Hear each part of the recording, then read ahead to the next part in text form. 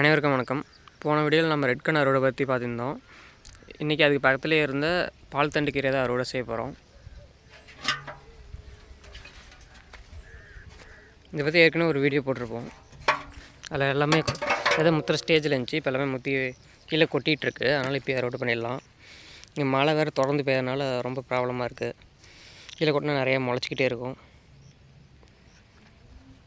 பார்த்திங்கன்னா இதுலேயே நல்லா விதை வைக்க ஆரம்பிச்சிச்சு.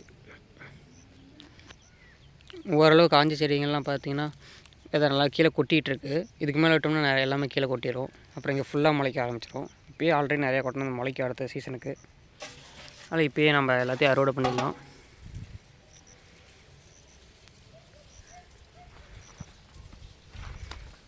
இந்த வேரோடு நம்ம பிடுங்க போகிறதில்ல. இங்கே மேல் மட்டமாக மட்டும் உடச்சி எடுத்துக்கலாம். அப்படியே சைடில் இருக்கிறத எடுத்துகிட்டு கிட்டத்தட்ட வேரை விட்டு கொஞ்சம் மேலே போட்டு அறுத்தோம்னா மறுபடியும் கொஞ்சம் துளுத்து வரத்துக்கு வாய்ப்பு இருக்குது. வருதுன்னு பார்க்கலாம். இதே மேலே வந்து விதைகளை மட்டும் எடுத்துக்கிட்டு அப்படியே விட்டோம்னா இன்னும் துளுத்து வரும். பட் இங்கே தண்டுலேயுமே நிறைய விதை இருக்குது இதில். அதனால் நம்ம மேக்ஸிமம் அடியோடு தான் அறுத்து எடுக்கணும்.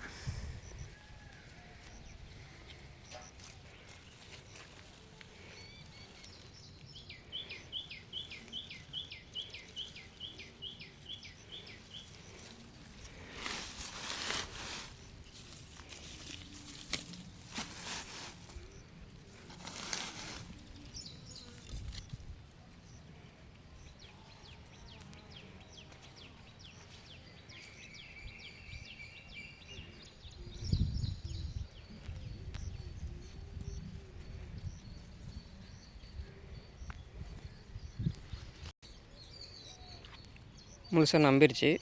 போய் கொட்டிகிட்டு வந்துடலாம். இன்னும் இதுமாதிரி 2 குண்டா வரும்.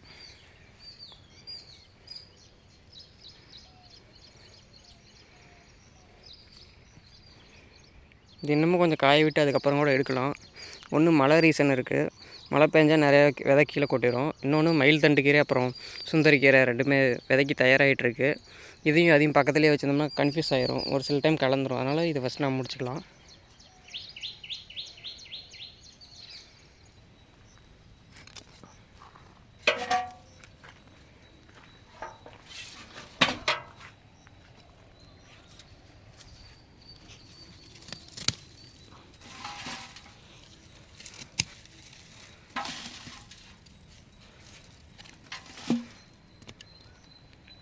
ஒரு கையில் எடுத்தோம்னா அறுக்கிறப்பையெல்லாம் நிறைய கீழே கொட்டுது. அறுவடை முடிஞ்சாச்சு. 2 குண்டா வரும்னு எதிர்பார்த்தோம். பட் அதையே ஒரே குண்டாலேயே ஃபுல்லாக அடுக்கி வச்சாச்சு.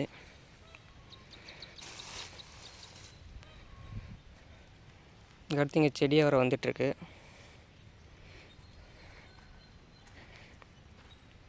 அப்படியே மிதிப்பாக்கள் கொஞ்சம் வெடிச்சிருக்கு. அதையும் எடுத்துகிட்டு போயிடலாம்.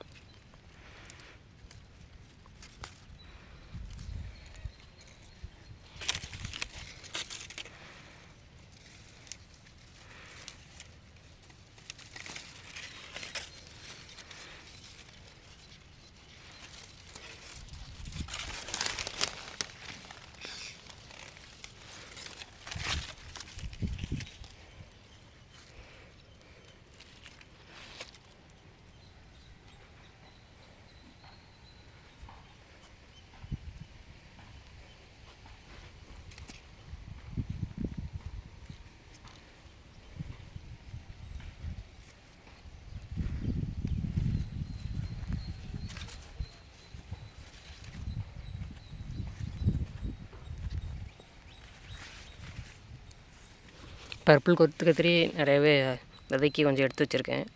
ஆல்ரெடி இங்கேருந்து கலெக்ட் பண்ணி போய் காய வச்சுருக்கேன். அதை எடுத்து இப்போ இன்னமும் நிறையா இருக்குது. நேற்று அதில் கொஞ்சம் அறுவடை பண்ணோம். இது எல்லாமே அதுக்காக தான் விட்டுருக்கேன்.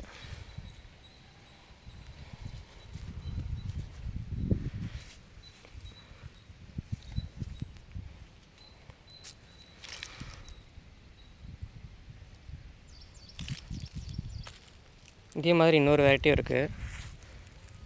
அது அந்தானே இருக்குது.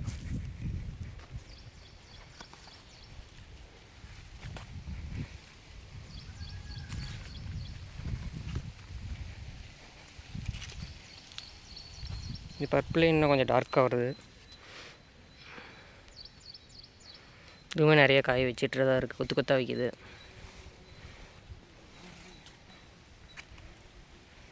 இது அதை விட கொஞ்சம் சீக்கிரமாக வளர்ந்துருச்சு. அது வச்சு 1 மாதம் கழிச்சு தான் இது வச்சேன். இது இப்போ நல்லாவே ஈல்டு கொடுக்க ஆரம்பிச்சிருக்கு.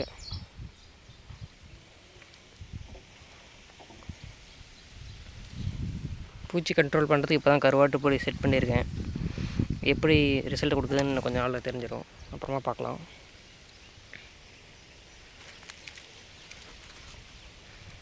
மற்றபடி இந்த பக்கம் சோளம் தான் நூல் கத்திரி இருக்குது. இது இன்னும் ஈல்டு கொடுக்க ஆரம்பிக்கலை. இதே சமயம் அந்த நிரஞ்சன் கத்திரி இருக்குது. அது இப்போ தான் 1-2 வைக்க ஆரம்பிச்சிருக்கு. இதை பற்றில அப்புறமா பார்க்கலாம். இப்போ கீரையை கொண்டு போய் அங்கே காய வச்சிடலாம். காய வச்சு அதுக்கப்புறம் ஒரு 4-5 நாளில் விதை சேகரிக்க வேண்டியது தான்.